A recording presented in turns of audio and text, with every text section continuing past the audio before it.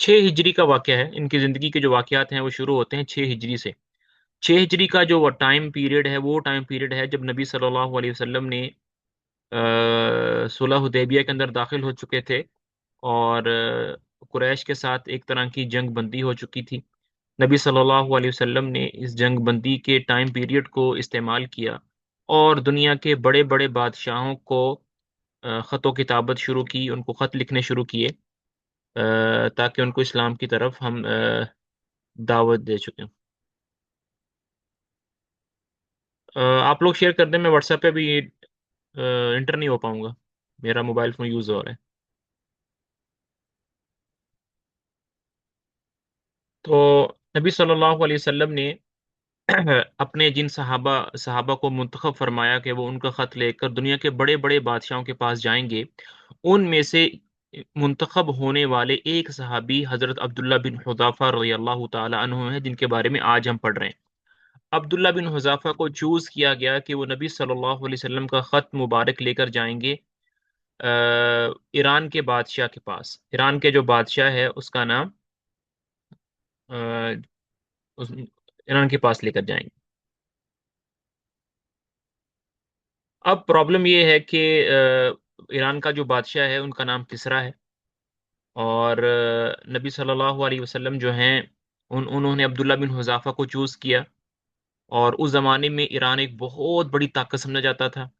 اب ان صحابہ کو خط لے کر جانا ہے، نہ یہ ان کی زبان سمجھ پاتے ہیں، نہ ان کے ساتھ کوئی ایگریمنٹ ہے، پہلی دفعہ جا رہے ہیں، اور وہاں جا کر کام بھی کیا کرنا ہے، کوئی وزٹ کرنے نہیں جا رہے، کوئی تجارت کرنے نہیں جا رہے، کوئی گھومنے پھرنے نہیں جا رہے۔ وہاں جا کے دنیا کے سب سے بڑے بادشاہ کو یہ کہنا ہے کہ بھئی آپ لوگ اپنا دین چھوڑ کر ہمارے دین میں داخل ہو جاؤ۔ سبحان اللہ!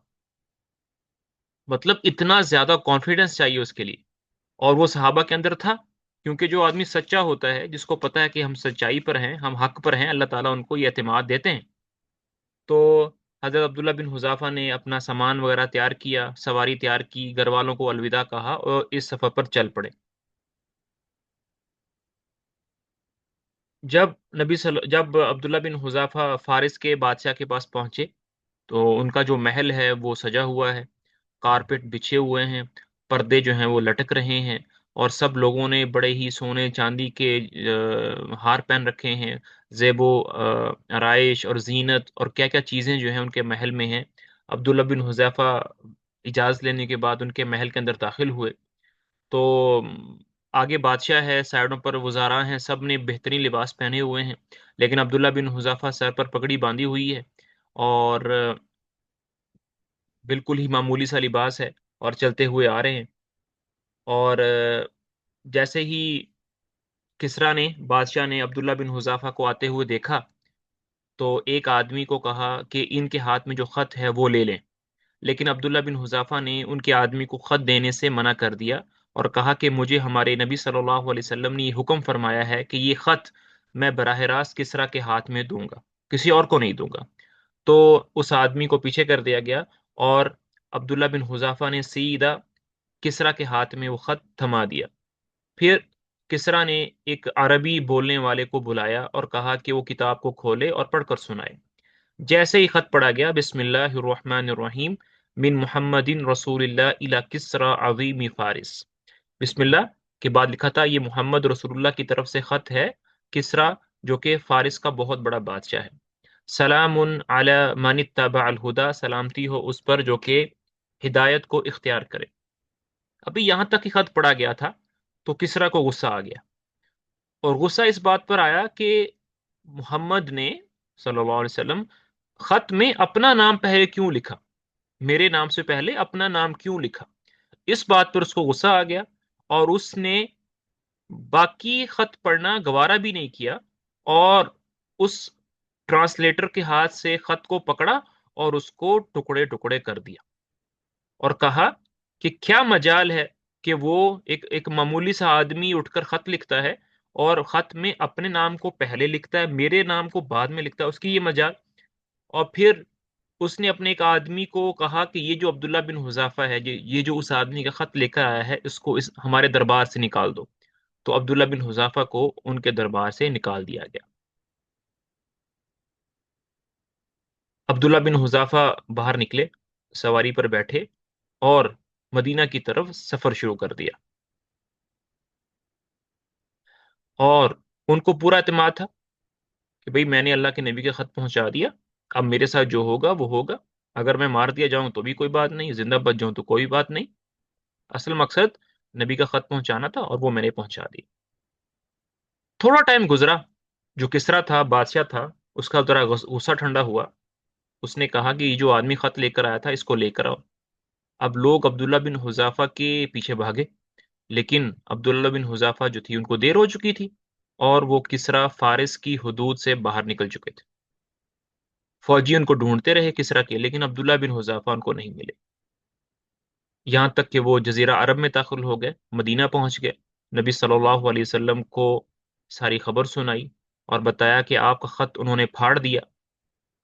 تو نبی صلی اللہ علیہ وسلم نے فرمایا مزق اللہ ملکہ، اللہ تعالیٰ ان کے ملک کو برباد کرے گا، اللہ تعالیٰ ان کے ملک کو برباد کرے۔ اب کسرا نے جب اپنے آدمیوں کو بھیجا کہ جاؤ ڈھونڈ کے لاؤ عبداللہ بن حذافہ کو، وہ ڈھونڈ ڈھونڈ کر تھک گئے، ان کے فوجی واپس دربار میں آئے اور کہا کہ بھئی وہ آدمی تو نہیں ملا، وہ تو نکل چکا ہے فارس سے، وہ تو جزیرہ عرب میں پہنچ چکا ہے۔ تو کسرا نے اپنے ایک گورنر کو جو کہ یمن میں رہنے والا تھا، جس کا نام تھا بازان، اس کو خط لکھا۔ یمن چونکہ سعودی عرب کے ساتھ ہے، مدینہ سے کم فاصلے پر ہے، تو مناسب یہی تھا کہ وہاں خط لکھتا۔ تو بازان کو خط لکھا جو کہ یمن میں کسرا کا گورنر تھا، اور خط میں یہ لکھا کہ دو مضبوط آدمیوں کو مکہ اور مدینہ بھیجو، اور جس آدمی نے مجھے خط لکھا ہے یعنی محمد صلی اللہ علیہ وسلم، اس کو گرفتار کر کے میرے پاس ایران میں پیش کرو۔ بازان نے دو مضبوط آدمی منتخب کیے، ان کو بھیج دیا کہ جاؤ محمد کو گرفتار کرو اور گرفتار کر کے یمن لے جاؤ، یہاں پر کسرا فارس لے جاؤ۔ وہ دو آدمی چل پڑے، چلتے چلتے چلتے چلتے جو بھی خبر لینی تھی لیتے لیتے پہنچے، یہاں تک کہ طائف پہنچ گئے۔ جب طائف پہنچے تو ان کو پتا چلا کہ بھئی محمد جو ہیں وہ مکہ سے ہجرت کر کے مدینہ چلے جا چکے ہیں، تو انہوں نے طائف سے مکہ کا رخ کرنے کی بجائے مدینہ کا رخ کر لیا، اور پورے مکہ کے اندر یہ خبر مشہور ہو گئی کہ محمد کو گرفتار کرنے کے لیے کسرا نے دو آدمی بھیجے۔ سارے مکہ کے اندر خوشخبری پھیل گئی کہ خوش ہو جاؤ، خوش ہو جاؤ، اب نعوذ باللہ محمد کا خاتمہ ہو جائے گا، تمہیں پریشان ہونے کی ضرورت نہیں، تمہیں جنگیں لڑنے کی ضرورت نہیں، اب کسرا ہی نبی کو کیا کرے گا، ختم کر دے گا۔ وہ دو آدمی جو ہیں پہنچے نبی صلی اللہ علیہ وسلم کے پاس، اور بازان کا خط دیا اور کہا کہ ہمارے جو بڑے بادشاہ کسرا ہیں انہوں نے یہ ڈیمانڈ کی ہے کہ ہم آپ کو گرفتار کر کے لے کے جائیں، اور اگر آپ چاہتے ہو تو ہم آپ کو یہ فیور دے سکتے ہیں کہ ہم کسرا سے آپ کے بارے میں فیور بھی کر دیں گے تاکہ آپ کو کم سے کم تکلیف دے، اور اگر آپ نے انکار کر دیا نہ جانے سے تو آپ کو پتا ہے کہ وہ اس کو کتنا سخت عذاب دیتا ہے۔ نبی صلی اللہ علیہ وسلم نے آگے سے مسکرائے اور کہا ارجعا الی رحالکم اليوم واتیا غدا، کہ ابھی تم ایسا کرو، اپنے خیمے میں لوٹ جاؤ، جہاں پر پڑاؤ ڈالا ہے وہاں لوٹ جاؤ، صبح میرے پاس آنا۔ اگلے دن جب وہ نبی صلی اللہ علیہ وسلم کے پاس آئے اور کہا ہاں بھائی آپ نے ہمارے ساتھ چلنے کی تیاری کر لی ہے کسرا کے پاس جانے کے لیے، تو نبی صلی اللہ علیہ وسلم نے فرمایا کہ آج کے بعد تم کسرا کو نہیں ملو گے، گزشتہ رات کسرا کے بیٹے شیروی نے کسرا کو قتل کر دیا ہے، اور فلاں مہینے میں فلاں تاریخ کو قتل کیا ہے۔ وہ دونوں آدمی نبی صلی اللہ علیہ وسلم کے چہرے کی طرف دہشت اور حیرت میں دیکھتے رہے، اور کہا آپ کو معلوم بھی ہے آپ کیا کہہ رہے ہیں، کیا ہم بازان کو بتائیں کہ آپ کیا کہہ رہے ہیں؟ تو نبی صلی اللہ علیہ وسلم نے کہا ہاں، اپنے گورنر بازان کو لکھو کہ تمہارے کسرا کو اس کے بیٹے شیروی نے قتل کر دیا ہے، اور میرا دین ایک دن کسرا کے محل تک پہنچے گا، اور اگر تم لوگوں نے میرے ہاتھ پہ اسلام قبول کر لیا تو جو کچھ تمہارے ہاتھ میں ہے وہ میں تمہیں دے دوں گا، تم سے چھینوں گا نہیں، تمہیں تمہاری قوم کے اوپر بادشاہ بنا دوں گا۔ یہ سن کر وہ دو آدمی واپس یمن کی طرف بھاگے اور جا کر بازان کو بتایا کہ بھئی کسرا کو تو قتل کر دیا ہے، اور محمد کہہ رہا ہے اگر تم میرے اوپر اسلام لے آؤ گے تو میں تمہیں یمن کا گورنر باقی رکھوں گا، تم سے تمہارا ملک چھینوں گا نہیں۔ تو بازان کہنے لگا اگر تو یہ محمد ٹھیک کہہ رہا ہے تو پھر یہ نبی ہے، اور اگر یہ ٹھیک نہیں کہہ رہا تو پھر ہم دیکھتے ہیں کیا کرنا ہے۔ تھوڑے ہی دن گزرے تھے کہ شیروے کا خط آ گیا کہ میں نے کسریٰ کو قتل کر دیا ہے، اور آج کے بعد میں ہی تمہارا بادشاہ ہوں۔ جیسے ہی بازان نے شیروے کی خط پڑھا تو اس نے شیروے کے خط کو پیچھے پھینک دیا اور اسلام قبول کر لیا، اور جو بھی یمن کے اندر فارس والے رہ رہے تھے ان سب نے اسلام قبول کر لیا عبداللہ بن حذافہ رضی اللہ تعالیٰ عنہ کی وجہ سے۔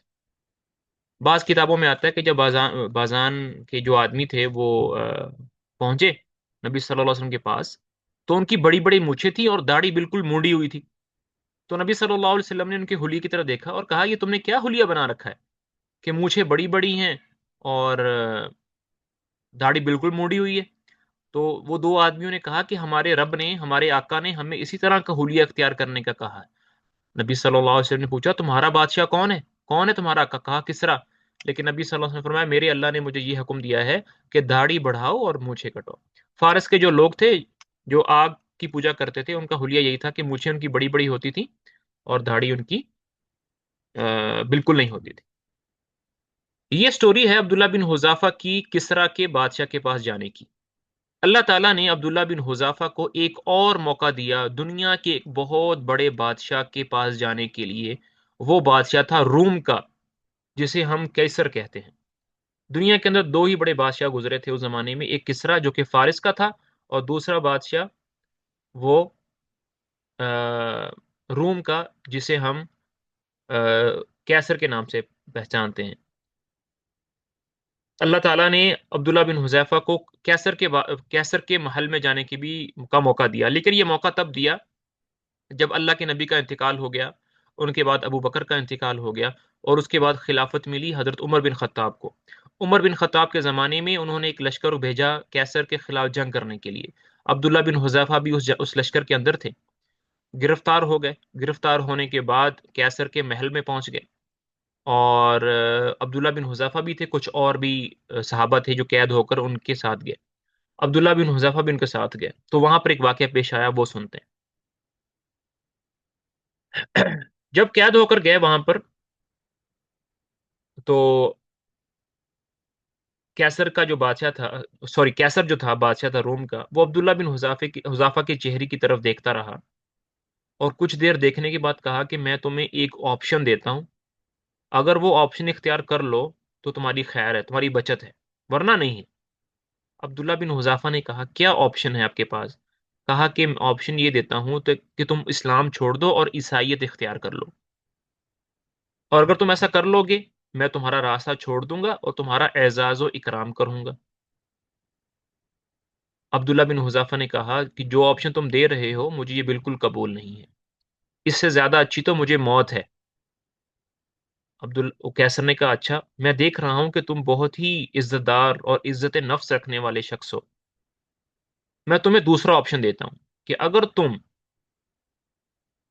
عیسائیت قبول کر لو تو میں تمہیں اپنی ملک آدھا ملک تمہارے نام کر دوں گا، اور آدھی سلطنت اور حکومت تمہارے نام کر دوں گا اگر تم عیسائی ہو جاؤ۔ عبداللہ بن حذیفہ مسکرائے اور کہا آدھی کیا، اگر تم پورے روم کی سلطنت بھی مجھے دے دو اور جو کچھ تمہارے پاس ہے سب کچھ بھی دے دو، پھر بھی ایک لمحے کے لیے میں محمد کا دین چھوڑنے کے لیے تیار نہیں ہوں۔ کیسر نے کہا پھر تو میں تمہیں قتل کروں گا، تیسرا آپشن تو یہی ہے کہ میں تمہیں قتل کروں گا۔ عبداللہ بن حذیفہ نے کہا انت و ما ترید، جو آپ نے کرنا ہے وہ کر لیجئے۔ حکم دیا گیا کہ عبداللہ بن حذیفہ کو سولی پر لٹکانے کے لیے تیار کر لیا جائے۔ ان کو لے لیا گیا اور ان کو سولی پر ایسے مطلب کھڑا کر دیا گیا، اور کہا کہ ان کے سامنے ایک بہت بڑی ہنڈیا لائی جائے اور ہنڈیا کے اندر تیل ڈالا جائے اور تیل کو گرم ہونے کے لیے چھوڑ دیا جائے۔ ایک طرف ہنڈیا پڑی ہوئی ہے، ایک طرف عبداللہ بن حذیفہ سولی پر لٹکنے کے لیے تیار ہے۔ جیسے ہی وہ تیل گرم ہو گیا تو کیسر نے کہا کہ ان کے ساتھیوں میں سے دو ساتھیوں کو اس ہنڈیے کے اندر ڈال دیا جائے۔ صحابہ میں سے دو لوگوں کو اس ہنڈیا کے اندر ڈال دیا گیا۔ تھوڑی دیر میں ہی صحابہ کے گوشت پوست خون سب کچھ گل گئے اور صرف ہڈیاں باقی رہ گئیں۔ یہ منظر دیکھ کر عبداللہ بن حذافہ رونے لگے۔ کیسر کو لگا کہ شاید ان کا دل نرم ہو گیا ہے، تو کہا بھی کیوں روتے ہو؟ کہا اس لیے رو رہا، اس لیے نہیں رو رہا کہ مجھے موت آنے والی ہے، کہا کہ اس لیے رو رہا ہوں کہ اگر میرے پاس کیا ہے، میں اس لیے رو رہا ہوں کہ میرے پاس ایک ہی جان ہے، مجھے ہنڈیا میں ڈال دیا جائے گا، یہ جان چلی جائے گی۔ واللہ میری یہ ہوتی کہ میرے جسم پر جتنے بال ہیں، اتنے بالوں جیسے میرے پاس جانیں ہوتی، میں ایک ایک کر کے سب اللہ کے راستے میں اسی طرح قربان کر دیتا۔ کیسر نے کہا چلو میں تمہیں چوتھا آپشن دیتا ہوں۔ چوتھا آپشن یہ ہے کہ تم میرے سر کو چومو، میں تمہیں جانے دوں گا۔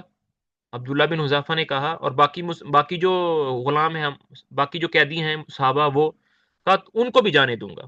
عبداللہ نے اپنے دل میں کہا کہ یہ اللہ کا دشمن ہے، اس کا سر میں چوموں تو یہ مجھے بھی جانے دے گا اور مسلمانوں کو بھی جانے دے گا، اس میں کوئی پریشانی تو نہیں ہے۔ پھر وہ کیسر کے پاس گیا اور اس کے سر کو چوما، تو روم کے بادشاہ نے کہا کہ بس اس کو بھی اور سارے قیدیوں کو جو ہے نا جانے دو، ان کا راستہ چھوڑ دو۔ وہ وہاں سے کیسر کے بادشاہ کے محل سے نکلے اور عمر رضی اللہ تعالیٰ کے پاس آئے اور ان کو ساری خبر بتائی کیسے ایسے ہوا۔ تو عمر فاروق رضی اللہ تعالیٰ نے بہت خوش ہوئے اور باقی قیدیوں کی طرف دیکھا اور کہا کہ آپ سب کو بھی چاہیے کہ آپ اپنے اپنے دوست عبداللہ بن حذافہ کا سر چومو، کیونکہ انہوں نے اتنا بڑا کام کیا ہے، اور سب سے پہلے میں یہ کام میں خود کروں گا۔ اس کے بعد عمر بن خطاب کھڑے ہوئے اور انہوں نے عبداللہ بن حذافہ کا سر چوما۔ یہ تھی آج کی ہماری سٹوری حضرت عبداللہ بن حذافہ کے بارے میں۔ کوئی کوشچن ہے آج کے لیسن میں تو پوچھ سکتے ہیں۔